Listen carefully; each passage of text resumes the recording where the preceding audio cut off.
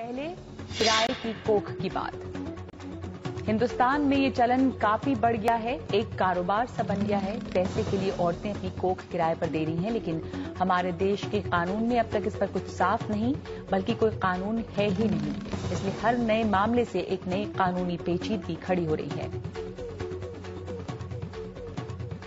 तो सबसे पहले कहानी एक परिवार की जिसकी जड़ें जर्मनी में हैं, शाखाएं हिंदुस्तान में। इस बात से बेखबर कि मुल्कों और राजनीति के सवाल बहुत बड़े होते हैं, परिवारों की दुखदुखी बहुत छोटी। जर्मन जो परिवार है उसके बच्चे को अपनी नागरिकता देने को वो तैयार नहीं है। परिवार चाह रहा है भारत उसके बच्चे को अपनी पहचान दे, अपनी नागरिकता दे। मामला सरोगेट मां और बच्चे के कानूनी दर्जे का है जो दोनों मुल्कों में फंसा हुआ है।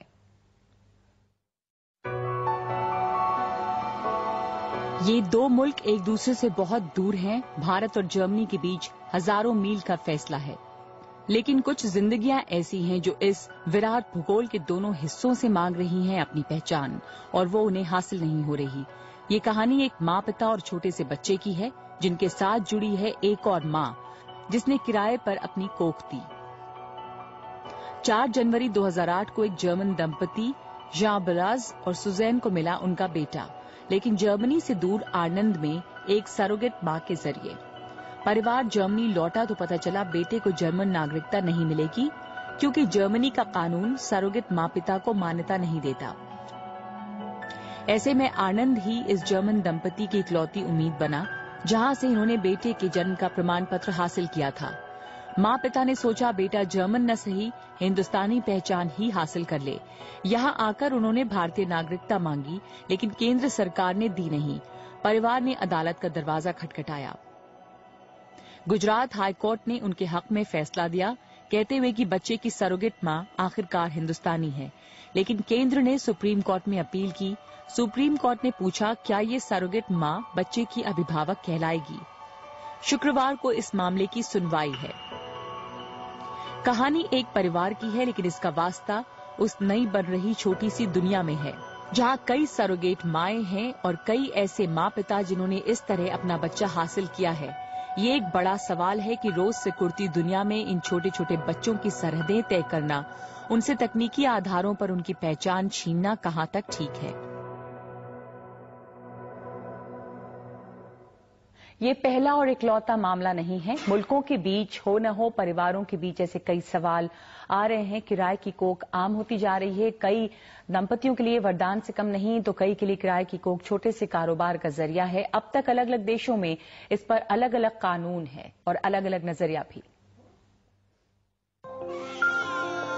भारत में किराए की कोख अब इक्का दुक्का मामला नहीं रही। बहुत बड़ी तादाद में औरतें पैसों की खातिर अपनी कोख किराए पर दे रही हैं। खास करके गुजरात का आनंद सरोगेसी और IVF क्लिनिक्स का केंद्र बन गया है। ज्यादा से ज्यादा विदेशी भारत को इसलिए चुन रहे हैं क्योंकि एक तो यहाँ किराए पर कोख लेना बहुत सस्ता है, और दूसरा यहाँ सरोगेसी को लेकर अब तक कोई साफ कानून नहीं है, बल्कि कोई कानून है ही नहीं। एक बिल है, कुछ सुझाव हैं जिन पर अब तक कोई फैसला लिया नहीं गया। ऐसे बच्चे पर कानूनी हक किसका होगा जिसकी कोख इस्तेमाल की गई है, या फिर जिन माँ बाप ने कोख किराए पर ली। ये एक पेचीदा मामला है, इसलिए कई देशों में इस पर अलग राय है। जापान में इस पर कोई साफ कानून नहीं, इटली में इसे गैर कानूनी माना गया, और ऑस्ट्रेलिया, चीन और स्पेन में इसके व्यावसायिक इस्तेमाल पर पाबंदी है, जबकि अमेरिका, फ्रांस और जर्मनी में कुछ बंदिशों के साथ इसकी इजाजत है। फिलहाल भारत में सरोगेसी पर कोई कानून नहीं, सिर्फ Indian council of medical research के अंतर्गत एक नियम है जिसमें सरोगेट मदर और बच्चा चाहने वाली दंपति के बीच एक करार किया जाता है, जिसमें दंपति को बच्चा गोद लेना पड़ता है। इस बिल का नाम assisted reproductive technology bill and rule 2008 है। तो कानून आने से एक तरह का डिसिप्लिन आ जाएगा इंडस्ट्री में, और लोगों को एक तरह का फियर हो जाएगा कि भाई ये जो है, जो करना है, ये प्रोसीजर वो हमको कानून के दायरे में करना है, और कानून को कोई किसी का एक्सप्लॉयटेशन नहीं होगा, चाहे वो सरोगेट का भी हो या पेरेंट्स का भी हो। अगर कानून आ जाए तो सरोगेट माँ को अपनी कोख का मोल तय करने का हक मिलेगा। विदेशी परिवारों के लिए कानूनन सरोगेट मदर के लिए 9 महीनों का गार्डियन रखना जरूरी होगा। नए कानून में 21 से 45 साल तक की किसी भी महिला को सरोगेट मदर बनने का हक होगा। कुंवारी महिलाएं और पुरुषों के साथ बिना शादी के साथ रहने वाले जोड़े भी सरोगेट मदर का सहारा ले सकेंगे, लेकिन कानून में समलैंगिकों के लिए कोई प्रावधान नहीं है, जबकि कई समलैंगिक बच्चे के लिए सरोगेसी का जरिया अपनाते हैं। नए कानून के मुताबिक सरोगेट मदर की मदद लेने के बाद अगर बच्चे के माँ बाप अलग भी हो जाएं, तो भी बच्चे के कानूनी अधिकार सुरक्षित रहेंगे। सरोगेसी के लिए कानून की जरूरत पहले से महसूस की जा रही थी, लेकिन मांझी यामाडा के मामले ने इसे नई तेजी दी। मांझी के पिता उसे इसलिए गोद नहीं ले सके क्योंकि भारत का कानून अकेले रहने वाले पिता को बच्चा गोद लेने की इजाजत नहीं देता। फिर भी कई सवाल अनसुलझे हैं।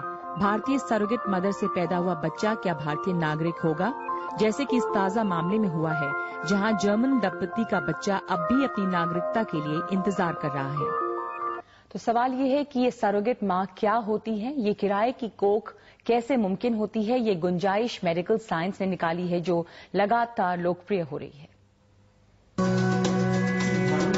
ये माइक्रोस्कोप से ली गई शुक्राणुओं की तस्वीरें हैं, जिन्हें जब लैब में अंडों से मेल करवाकर किसी महिला के गर्भ में डाला जाता है तो एक नए जीवन की शुरुआत होती है, बिना शारीरिक संबंध के। ये सरोगेसी का जेनेटिक तरीका है। जैसे हमें मालूम है कि नेचुरली जैसे हर महीने में जैसे फीमेल्स एग निकलता है, वो एक फलोपियन ट्यूब में जाके उसका पहले फर्टिलाइजेशन वहां पे होता है, और ये फर्टिलाइज एग जब यूट्रस की तरफ आगे जाता है, फिर जाके यूट्रस में वो इम्प्लांटेशन होके प्रेगनेंसी रहता है। वैज्ञानिक तरीके से नए जीवन के सृजन के लिए ऐसे ही एक छोटे से कमरे और कुछ उपकरणों की आवश्यकता पड़ती है।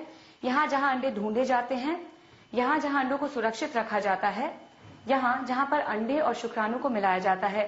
देखने में ये प्रक्रिया आसान लगती है, लेकिन सरोगेसी का फैसला होता है जो कठिन होता है। आमतौर पर वो दंपति सरोगेसी का सहारा लेते हैं जो शारीरिक संबंध के बावजूद बच्चा नहीं पैदा कर पाते। डॉक्टरों के मुताबिक इस बात की कई वजहें हैं। किसी का यूट्रस अगर निकाल दिया हो और बचपन से यूट्रस नहीं हो, या यूट्रस का शेप एबनॉर्मल हो और उसका प्रेगनेंसी कैरी करने का लायक नहीं हो, या दी मदर की कंडीशन ऐसी है कि जिन्हें प्रेगनेंसी रखने के बाद वो कंडीशन मेडिकल या सर्जिकल डिटोरिएट हो जाए, तो ऐसे लोगों को ये जो फर्टिलाइज एम्ब्रियो जो है वो पेशेंट अपने आप में नहीं लेके उनके कोई रिलेटिव्स या अ सरोगेट मदर उनके यूट्रस में छोड़ा जाता है। पहले सरोगेसी का मतलब पति का पत्नी की सहमति से किसी और महिला के साथ बच्चा पैदा करने के लिए संबंध बनाना था, लेकिन आज मेडिकल साइंस ने सिर्फ एक ट्यूब के जरिए सरोगेसी को संभव कर दिया है। ऐसे में जब कानून में सरोगेसी पर एक नया पन्ना जुड़ रहा है, तो उम्मीद यही है कि कई परिवार इसमें अपनी खुशियां तलाशेंगे। मुंबई से संचिका पांडे के साथ महक जैन, एनडीटीवी इंडिया के लिए। और अब कहानी बेबी मांझी की, जिसकी कहानी आपने पहले देखी है, बस साल भर पुरानी बात है, इसलिए शायद आप में से बहुतों को याद हो। बेबी मांझी को जिस मां की कोख मिली वो भी गुजरात की थी, पर जिन माँ बाप ने ये कोख किराए पर ली वो जापानी रहे। बेबी मांझी का जब जन्म हुआ तो दोनों माओं और दोनों मुल्कों में से किसी ने उसे नहीं अपनाया। नन्ही सी जान कानूनी पचड़ों में पड़ी और बड़ी मुश्किल से साल भर के लिए जापान जा पाई। अब ये बच्ची शायद डगमगाते हुए कदमों से चलती होगी, पर ये तस्वीर तब की है जब इसके जन्म को सिर्फ 11 दिन हुए थे। वो यहाँ हिंदुस्तान में थी और माँ की गोद के लिए तरस रही थी, वो भी तब जब इसकी 2 माएं हैं।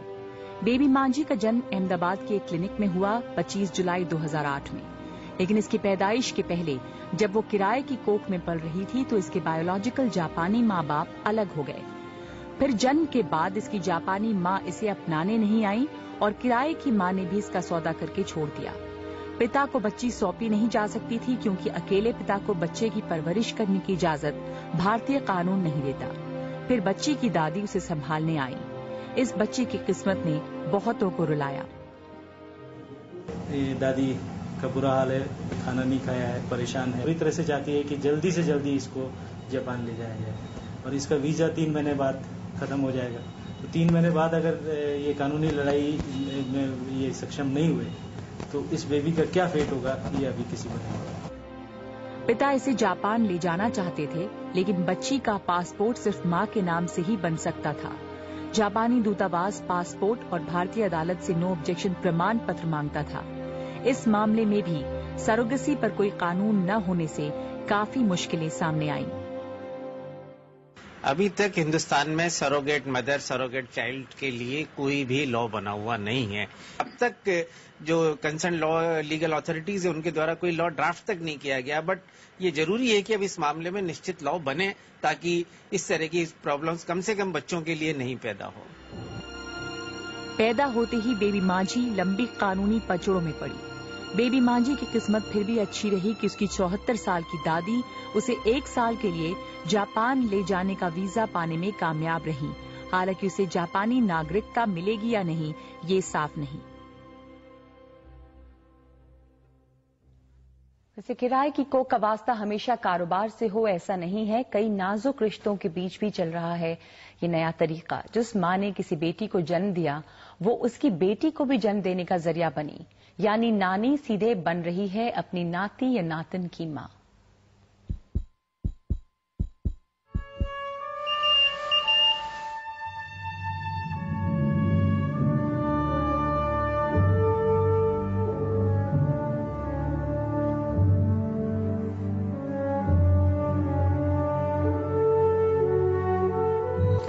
इन बच्चों को इस दुनिया में लाने वाली इनकी माँ नहीं, नानी है। नानी इनकी सरोगेट मदर है। माँ को कैंसर होने की वजह से उनके माँ बनने में अड़चन थी। उनका बच्चे को जन्म देना खतरनाक था और मुश्किल भी। परिवार वाले ये नहीं चाहते थे कि किसी और की कोख किराए पर ली जाए उनके बच्चों के जन्म के लिए, यानी किसी और महिला को सरोगेट मदर बनाने के वो सख्त खिलाफ थे। इसीलिए ये फैसला लिया गया कि क्यों ना नानी अपनी कोख दे। नानी की उम्र ज्यादा थी, माँ बनने की उम्र निकल चुकी थी, इसीलिए मुश्किलें भी काफी थी। उसको एट एनी कॉस्ट दूसरी बाहर के सरोगेट लेडी नहीं चाहिए थी। और ये मदर यानी जो सरोगेट मदर हुई है, she is absolutely devoted for her children. तो नानी की कोख में उनकी बेटी के बच्चे पलने लगे। बच्चे कोख में आने के शुरू के 6 महीने तक तो सब ठीक था, लेकिन कुछ समय बाद नानी की उम्र इस केस के आड़े आने लगी। नानी हाई ब्लड प्रेशर और हाइपरटेंशन से पीड़ित रहने लगी। दूसरा, नानी के गर्भ में जुड़वा बच्चों ने केस को और भी पेचीदा बना दिया, लेकिन आखिर में सब ठीक हो गया। नानी ने जुड़वा नातियों को जन्म दिया, माँ और बच्चे दोनों स्वस्थ। सरोगेसी उनकी मदर जो चाहती थी वो हम थोड़ा हेजिटेट थे क्योंकि उनकी उम्र 60 थी। वो परिवार जो औलाद के लिए तरस रहा था, वहाँ अब 2 बच्चों की मौजूदगी से बेइंतहा खुशी है। लेकिन एक सवाल सबके मन में है कि जब ये बच्चे बड़े होंगे तो अपनी नानी माँ को नानी बुलाएंगे या फिर सिर्फ माँ। ये थी किराए के कोख की कहानी, जिस पर अब तक कोई कानून नहीं है और कानून की बहुत सख्त जरूरत महसूस की जा रही है।